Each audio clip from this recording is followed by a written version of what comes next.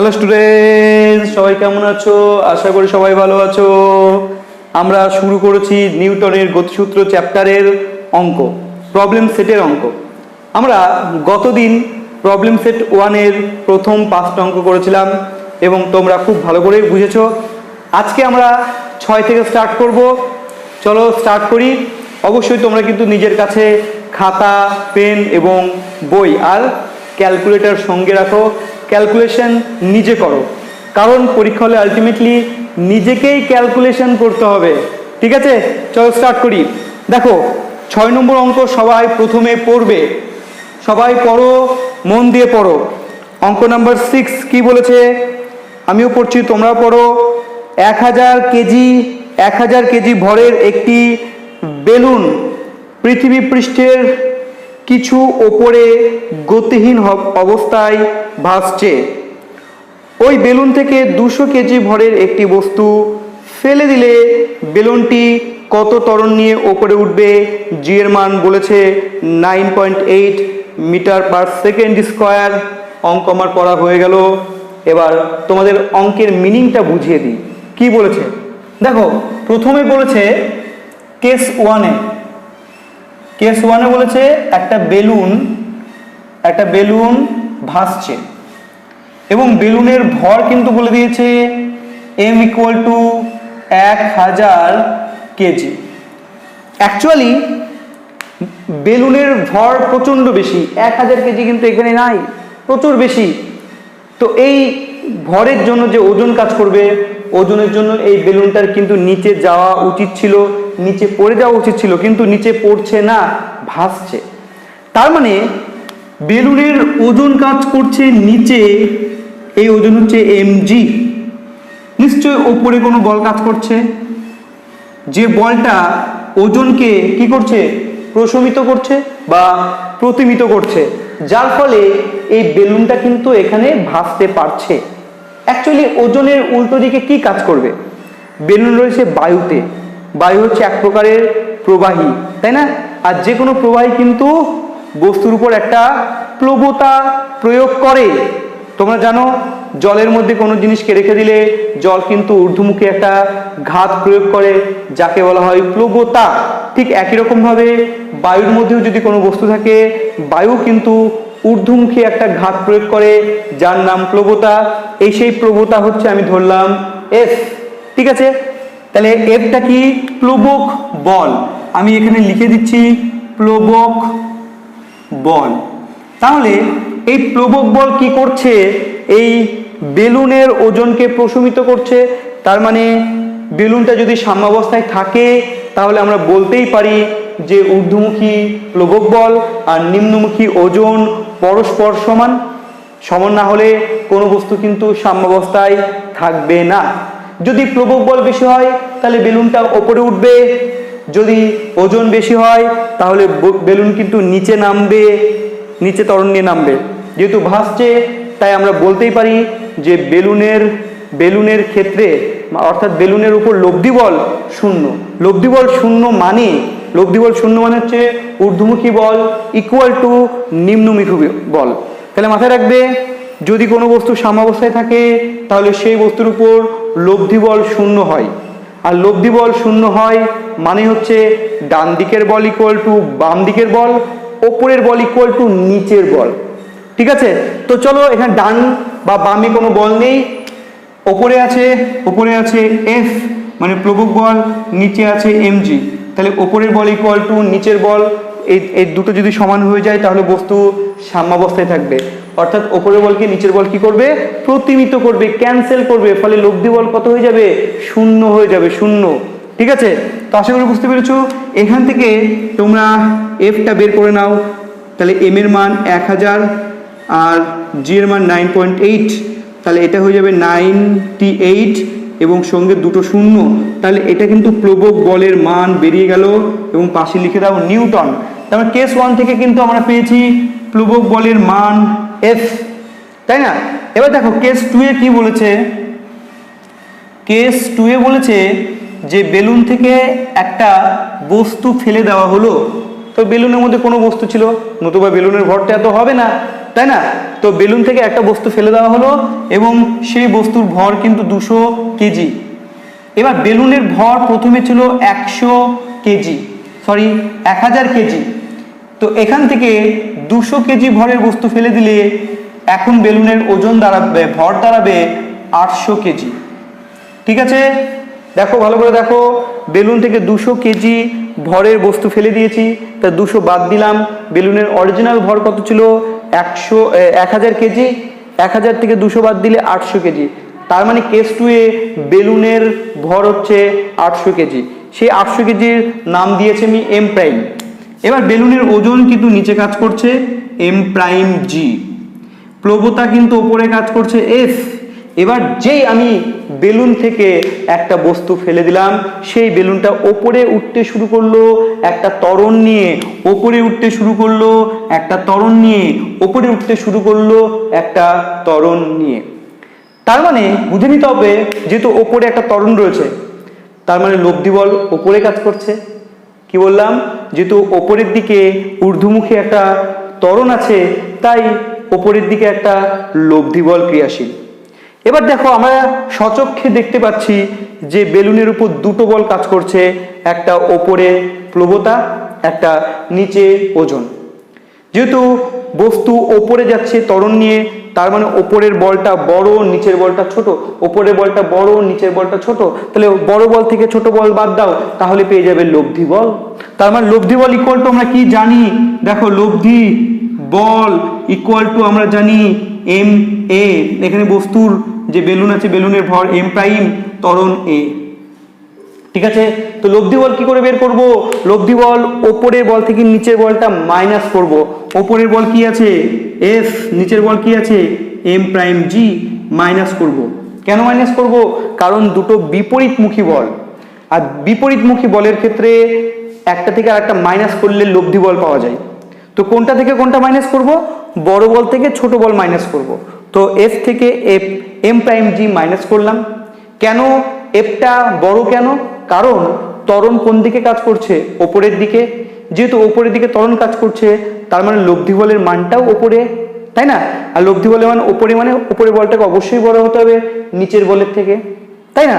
এই হচ্ছে বিষয়। তো লব্ধি বল আমরা পেয়ে গেছি এম প্রাইম এ। উদ্দেশ্য হচ্ছে এ বের করা। তো এ ইকুয়াল টু হয়ে যাবে F minus M prime G divided by M prime. এবার জাস্ট সযত্নে মানগুলো পুট করো, আর ক্যালকুলেটর তো সঙ্গে আছে, ক্যালকুলেট করো। তো এফ এর মান আমরা অলরেডি বের করেছি 9800। তো 9800 আমি লিখে দিলাম। এম প্রাইম কত আছে দেখো, এম প্রাইম হচ্ছে 800, জি এর মান 9.8। এই ক্যালকুলেশন কিন্তু বন্ধু তোমাদের নিজেদের করতে হবে। আর এম প্রাইমের মান কত আছে? 800। যেহেতু আমার কাছে কোনো ক্যালকুলেটর নেই, তাই এর ক্যালকুলেশন তোমাদেরই করতে হবে। এই সিম্পল ক্যালকুলেশন আশা করি তোমরা করতে পারবে। তোমরা এই দুটো গুণ করো, 800 সঙ্গে 9.8 গুণ করে 9800 থেকে বাদ দাও, তারপরে যা হলো বিয়োগ করে 800 দিয়ে ভাগ করে দাও। ভাগ করে দেখো উত্তর মিলছে কিনা। তো বইয়ে যে উত্তরটা দেওয়া আছে আমি সেটা আপাতত লিখে দিচ্ছি, হ্যাঁ, এবং তোমরা চেক করে বলবে উত্তর ঠিক আছে কিনা। বইয়ে আছে 2.45 এটা মিলেছে কিনা আমাকে জাস্ট তোমরা জানাও, অবশ্যই জানাও। ওকে, এটা বইয়ের উত্তর। এবার বইয়ের উত্তর না মিলতে পারে, তোমার ক্যালকুলেশন করবে, করে চেক আউট করবে। ঠিক আছে, অবশ্যই করবে, কিন্তু এটা তোমাদের হোমওয়ার্ক থাকলো। তাহলে এই হচ্ছে অঙ্ক নাম্বার 6। এবার তোমরা শুরু করে দাও অঙ্ক নাম্বার 7। আশা করি তোমাদের বোঝাতে পারলাম আমি অঙ্কটা। তোমরা বুঝলে কিনা অবশ্যই কমেন্ট করে কিন্তু জানাবে।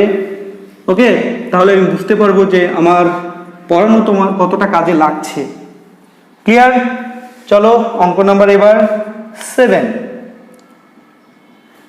আচ্ছা, 7 নম্বর অঙ্কে কি বলেছে পড়া যাক। বলেছে 4 গ্রাম বায়ু দ্বারা পূর্ণ একটি বেলুন থেকে ছিদ্রপথে 5 মিটার পার সেকেন্ড বেগে বায়ু নির্গত হয় এবং 0.5 সেকেন্ড সময়ে সম্পূর্ণ বায়ু শূন্য হয়। এর উপর প্রযুক্ত বল কত? দেখো, এই অঙ্কটা পড়ে না আমি রকেটের একটা ছোঁয়া পাচ্ছি। রকেটের গতি তোমরা যারা পড়েছো তোমরা ভালো করে জানো যে এই হচ্ছে রকেট। এবং রকেট যখন গতিশীল হয় তোমরা থিওরি অবশ্যই জানো, আমি ধরে নিচ্ছি তোমরা রকেটের থিওরি জানো। যদি না জানো অবশ্যই আমার ভিডিওগুলো দেখো, তাহলে সেখানে কিন্তু ডিটেলসে থিওরি আলোচনা করা আছে। তো রকেটের নিচে একটা ছিদ্র থাকে, সেই ছিদ্র দিয়ে কিন্তু প্রচণ্ড বেগে ধোঁয়া নির্গত হয়। সেই ধোঁয়ার বেগ কিন্তু ইউ। যখন ধোঁয়া নির্গত হয় তখন কিন্তু সেই নির্গত ধোঁয়া রকেটকে ঊর্ধ্বমুখী বল প্রয়োগ করে, রকেটের উপর একটা ঊর্ধ্বমুখী ঘাত প্রয়োগ করে। সেই ঘাত হচ্ছে ইউ ডিএম ডিটি। ঠিক আছে, ইউ ডিএম ডিটি। ইউ হচ্ছে নির্গত গ্যাসের বেগ এবং তোমার ডিএম ডিটি হচ্ছে এটা কি ভর হ্রাসের হার। দেখো গ্যাস যত বেরিয়ে যাবে রকেটের ভর তত কমে যাবে। তো এবার ডিটি সময়ে যদি ডিএম পরিমাণ ভর কমে যায় তার মানে ভর হ্রাসের হার কত হবে, ডিএম বাই ডিটি। তো রকেটের ভর হ্রাসের হার হচ্ছে ডিএম বাই ডিটি। এটাকে তোমরা এইভাবে বলতে পারো গ্যাস নির্গমনের হার। কারণ যে গ্যাস নির্গত হবে যতটা গ্যাস নির্গত হবে ততটা ভরে কিন্তু রকেটের কমে যাবে। তাই গ্যাস নির্গমনের হারও এটা বলতে পারো, বা জ্বালানি দহনের হার বলতে পারো। তো দেখো এইরকমই একটা ঘটনা কিন্তু এখানে ঘটছে।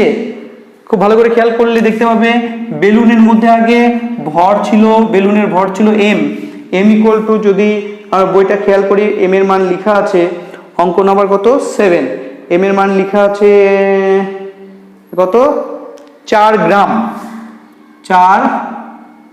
গ্রাম।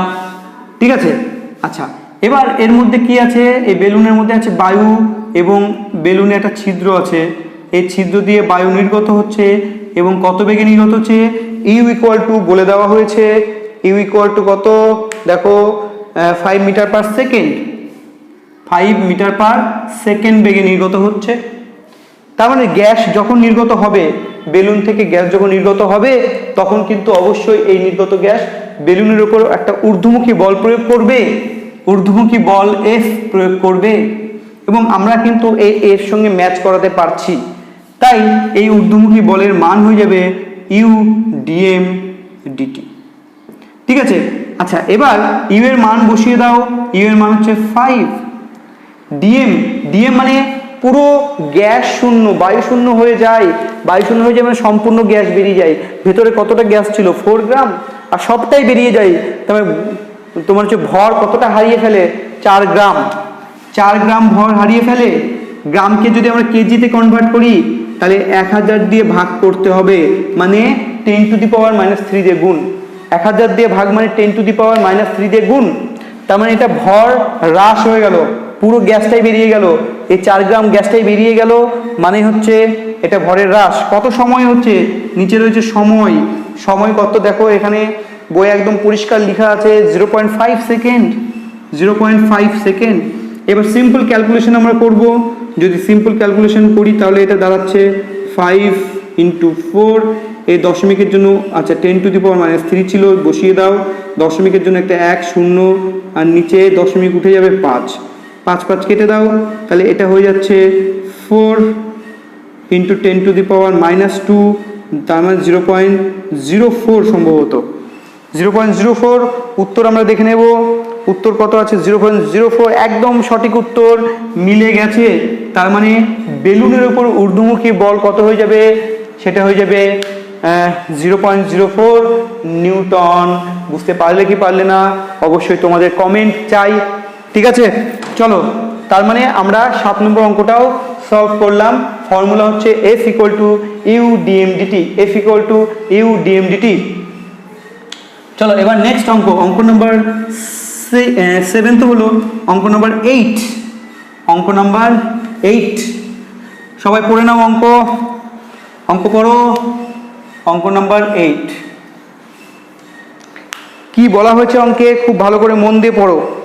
বলেছে m1 কেজি ভরের একটি রকের উপর 10 নিউটন বল ক্রিয়া করায় তার ত্বরণ হয় 10 মিটার পার সেকেন্ড স্কোয়ার।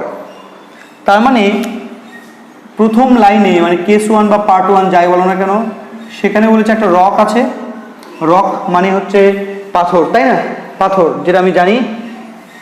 এর ভর কত, এই রকের ভর হচ্ছে m1। তো এই রকের উপর একটা বল প্রযুক্ত হয়েছে F1। তো এই বল প্রযুক্ত হওয়ার জন্য রকেটের মধ্যে একটা ত্বরণ সৃষ্টি হয়েছে A1, তাই না? তার মানে দেখো পরিষ্কারভাবে আরও কিছু তথ্য দেওয়া আছে। m1 কেজি, এই রকের ভরটা কিন্তু কেজিতে বলা হয়েছে। নেক্সট এখানে বলা হয়েছে 10 নিউটন বল প্রয়োগ করায় তার উপর 10 মিটার পার সেকেন্ড স্কোয়ার। এই বলের মানটা F1 এর মানটা 10 নিউটন বলে দিয়েছে, আর এই ত্বরণ বলে দিয়েছে 10 মিটার পার সেকেন্ড স্কোয়ার। তার পরিষ্কার দেখতে পাচ্ছি আমরা F1 A1 দিয়েছে, m1টা দেয়নি। তার মানে m1 বের করে নেব আমরা। চলো আমরা কেস 1 থেকে তাহলে m1 বের করি। নিউটনের সূত্র ইউজ করব, F equal to m a, তার মানে F1 equal to m1 a1। এখান থেকে বের করব m1 হচ্ছে F1 বাই a1। F1 এর মান কত? 10 নিউটন, a1 এর মান 10 নিউটন, কাটাকাটি করে 1 কেজি আসবে। তার মানে আমরা প্রথমে যে রকের কথা বলেছে তার ভর কিন্তু আমরা পেয়ে গেছি 1 কেজি, 1 কেজি। চলো এবার আমরা কেস 2 এ চলে যাই। কেস 2 এ বলেছে, দেখো খুব ভালো করে পড়ো। এখানে বলা হয়েছে m2 কেজি ভরের বস্তুর উপর, ঠিক আছে, ভালো করে পড়বে। m2 কেজি ভরের অন্য একটি ব্লকের উপর একই পরিমাণ বল ক্রিয়া করায় তার ত্বরণ 5 মিটার পার সেকেন্ড স্কোয়ার হয়। তার মানে আরও একটা রকের কথা বলেছে। এই রকের ভর হচ্ছে m2 এবং এর মধ্যে ত্বরণ সৃষ্টি হয়েছে a2 এবং a2-র মান বলে দিয়েছে 5 মিটার পার সেকেন্ড স্কোয়ার এবং একই বল প্রযুক্ত হয়েছে। একই বল, আমি এই বলটার নাম দিলাম F2, কিন্তু বলের মান কত? 10 নিউটন। একই বল প্রযুক্ত হয়েছে, তার মানে ওপরের বল ছিল 10 নিউটন, নিচেও কিন্তু 10 নিউটন বল প্রযুক্ত হয়েছে। 10, ওকে, আমি 10 লিখেছি, নিউটন তোমরা লিখে দেবে অবশ্যই পাশে। এবার দেখো এখানেও আমরা কিন্তু m2 বের করতে পারবো। তাহলে m2 ইকুয়াল টু কত হয়ে যাবে? F2 by a2, F2 10 R a2 কত? 5। একদম পরিষ্কার বলা আছে, কাটাকাটি করো 2, তার মানে m2 কত? 2 কেজি। তার মানে প্রথম যে পাথরের কথা বলেছে তার ভর 1 কেজি, দ্বিতীয় ক্ষেত্রে পাথরের ভর কত? 2 কেজি। এবার বলেছে এই দুটো পাথরকে একসঙ্গে বল প্রয়োগ করা হলো। দেখো পরের লাইনটা পড়লে তোমরা বুঝতে পারবে। বলা হয়েছে পরিষ্কারভাবে দুটি ব্লককে একত্রিত করে ওই একই পরিমাণ বল প্রয়োগ করলে যুক্ত অবস্থায় ব্লক দুটি ত্বরণ কত হবে? তার মানে দুটো রককে আমরা যুক্ত করলাম এবং এর উপর আমরা একই বল 10 নিউটন প্রয়োগ করলাম। তাহলে একটা ছিল m1, একটা ছিল m2, তাহলে ত্বরণ কত সৃষ্টি হবে? এবার চেয়েছে a কত হবে? a তো very simple formula, F equal to m formula থেকে a বের করবো আমরা।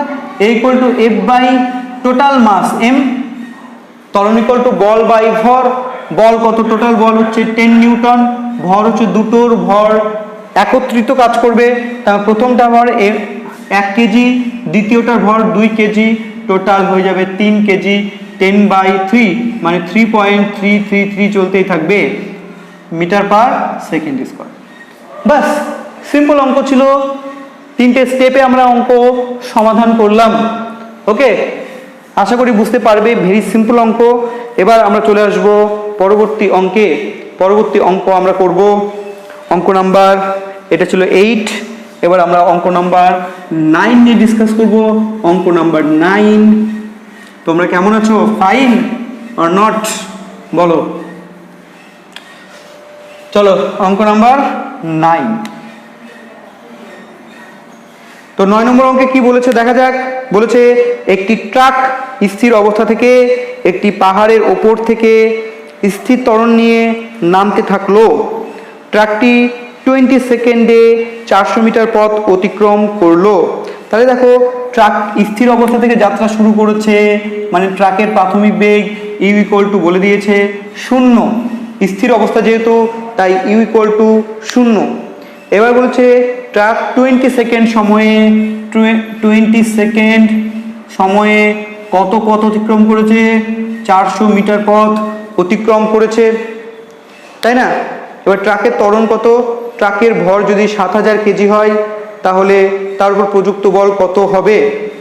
তো ট্রাকের ত্বরণ চেয়েছে এ, আর ট্রাকের উপর প্রযুক্ত বল ও আচ্ছা এম বলে দিয়েছে। এম হচ্ছে ট্রাকের ভর 7000 কেজি সম্ভবত, আরও একবার চেক করে নিচ্ছি আমি, 7000 না 70000, 7000 বলে দিয়েছে, ঠিক আছে, 7000 কেজি। এবং বলের মান তাহলে কত হবে, এফ কত হবে। দেখো প্রথমে আমরা এ যদি বের করি তাহলে F equal to M A formula থেকে আমরা কিন্তু এফটাও বের করতে পারবো। তাই আমাদের সর্বপ্রথম যে উদ্দেশ্য সেটা হচ্ছে এ এ এ বের করা, ঠিক আছে। চলো এ বের করি। দেখো এ বের করার জন্য যে ইনফরমেশনগুলো আমাদের কাছে আছে, ইউ আছে, টি আছে, এস আছে, এ বের করতে হবে। তাহলে আমরা কিন্তু এদেরকে কানেক্ট করে একটা ফর্মুলা জানি, সেই ফর্মুলা হচ্ছে S equal to U T plus half A T square. S কত, এস 400, ইউ কত 0, তাই এই পুরোটাই 0 হয়ে যাবে, তাহলে হাফ এ টি এর মান 20 সেকেন্ড তার স্কোয়ার। এবার যেটা এবার দাঁড়াবে সেটা হচ্ছে 400 থাকলো, হাফ থাকলো, 20 স্কোয়ার করে 2 2 4 আর 2 0, 400। উভয় পক্ষ থেকে 400 400 আউট হয়ে গেল। এখান থেকে এ বের করলে বেরোবে 2 metre per second square. This is first answer, ঠিক আছে। তাহলে S equal to UT plus half AT square, এই সূত্রের সাহায্যে আমরা কিন্তু প্রথম উত্তর পেয়ে গেলাম। প্রথম উত্তর ত্বরণ চেয়েছে, ত্বরণের মান 2 মিটার পার সেকেন্ড স্কোয়ার আমরা পেয়ে গিয়েছি। এবার আমরা সেকেন্ড উত্তরের দিকে আমরা এগোবো। সেকেন্ড কোশ্চেনটাকে শুনে নিই। কোশ্চেন বলেছে বলের মান কত, বল F equal to M A. M তো বলেছে 7000, এম কত, এই যে 7000, 7000। এ কত, এ হচ্ছে 2, তাহলে 7 দুগুণ কত রে, 14 ইন্টু 3টে 0, তাহলে নিউটন পেয়ে গেলাম। এবার উত্তর মিলে দেখবো 14, আচ্ছা একটু উত্তরে ভুল আছে, 1400 দেওয়া আছে এখানে উত্তরে, কিন্তু উত্তর হবে অ্যাকচুয়ালি কত, 14000, কারণ 7-এর পরে 3টে 0 একদম কনফার্ম, 7-এর পরে 3টে 0 কনফার্ম, তাহলে 14-এর পরে 3টে 0 কনফার্ম, ঠিক আছে। 7 দুগুণ কত, 14-14-14-এর পর 3টে 0 কনফার্ম, তার মানে 14000 হচ্ছে, কিন্তু বইয়ে উত্তর দেওয়া আছে 1400, একটা 0 কম দেওয়া আছে, তাই তোমরা একটা 0 বইয়ে যুক্ত করে দাও, তাহলে তোমরা কারেকশন করে ফেলবে। তো বলের মান আমরা কিন্তু পেয়ে গেছি, ওকে। চলো এটা ছিল কোশ্চেন নাম্বার 9। এবার চলে আসবো কোশ্চেন নাম্বার 10। কোশ্চেন নাম্বার 10 কিন্তু প্রচন্ড ভালো অঙ্ক, তাই আমি এটাকে ভিভিআই দিলাম, ভিভিআই।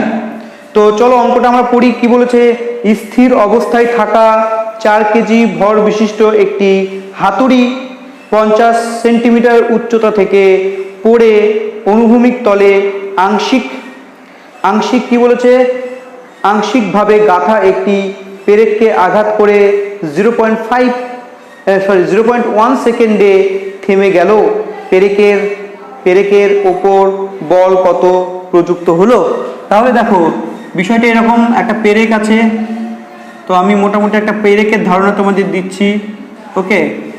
এটা পেরেক ধরো, এবং একটা হাতুড়িও আছে, একটা যেমন তেমন একটা হাতুড়ি আঁকছি, তোমরা ভালো সুন্দর কিউট হাতুড়ি এঁকে নাও। আমি একটা মোটামুটি হাতুড়ি আঁকলাম, ঠিক আছে।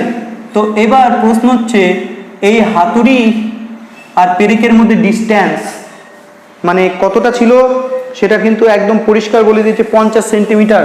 তার মানে এই উচ্চতা ছিল, এই হাইটটা ছিল 50 সেমি। যদি আমরা এটাকে মিটারে কনভার্ট করি তাহলে 0.5 মিটার হয়ে যাবে। এইচ এর ভ্যালু হয়ে যাবে 0.5 মিটার, তাই না। 100 দিয়ে ডিভাইড করবো, তার মানে 50/100 মানে হাফ মানে 0.5 মিটার। আচ্ছা খুব ভালো।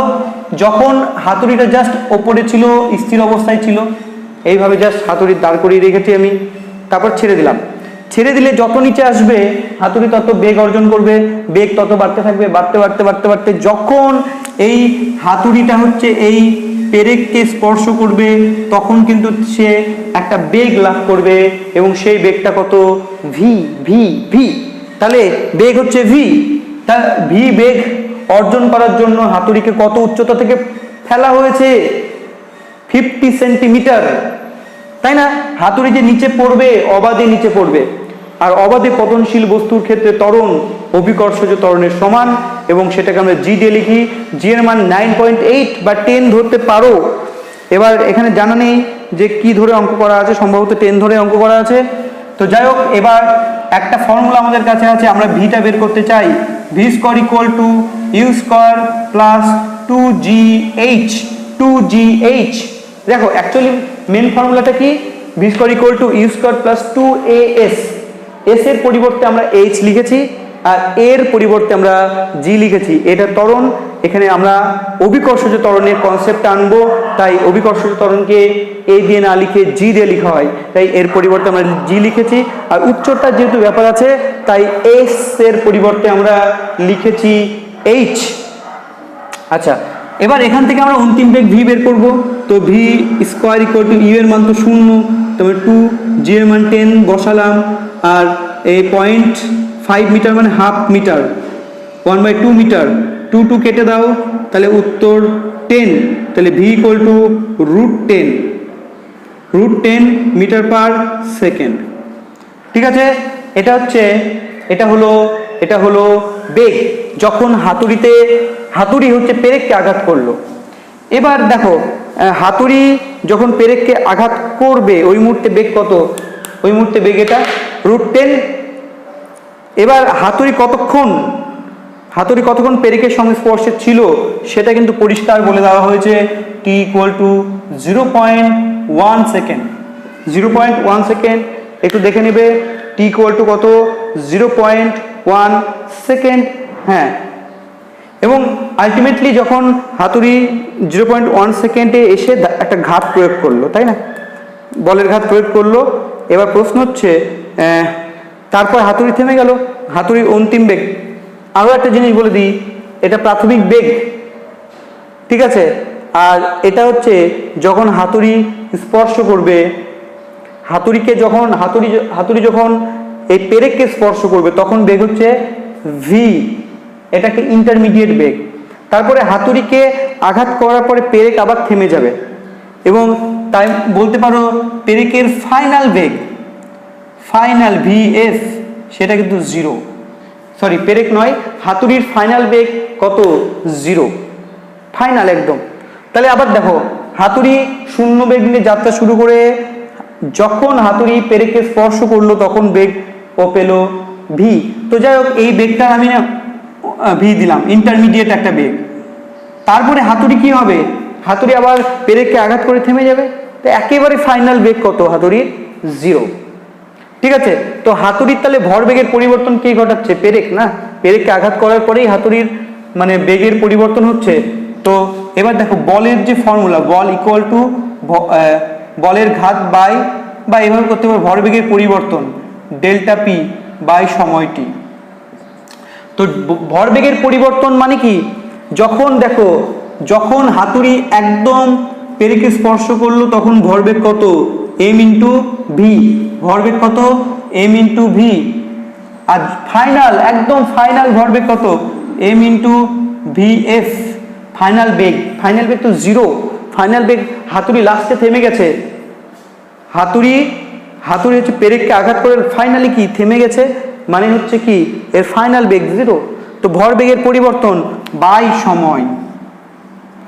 তো ভর এম কত, M M M M M M হাতুড়ির ভর দেওয়া আছে সম্ভবত 4 কেজি, বইয়ে দেওয়া আছে 4 কেজি।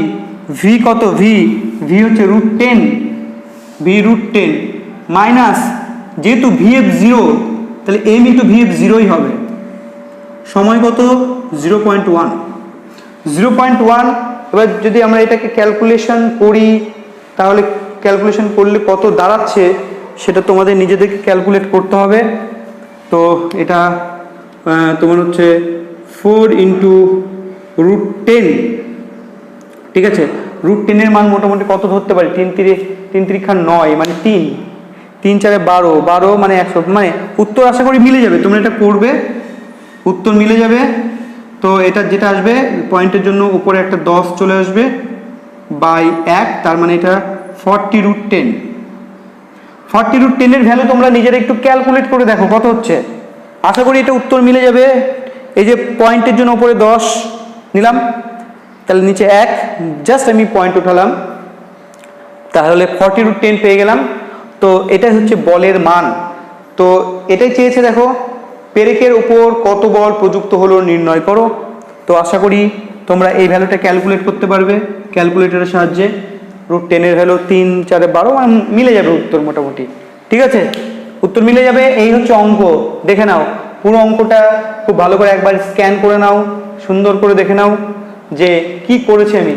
অ্যাকচুয়ালি বল বের করতে বলেছে, আমি ভরবেগের পরিবর্তন বের করেছি, ভরবেগের পরিবর্তন হার বের করেছি। তো হাতুড়িকে যে মুহূর্তে টাচ করলো ওই মুহূর্তে বেগ আমরা বের করলাম। তারপরে কিছুক্ষণ হাতুড়ি কি হলো, পেরেকের সঙ্গে সংস্পর্শে থাকলো, সে সময়টা বলে দিয়েছে। তারপরে বেগ, হাতুড়ি ফাইনাল বেগ কত হয়ে গেল, 0 হয়ে গেল।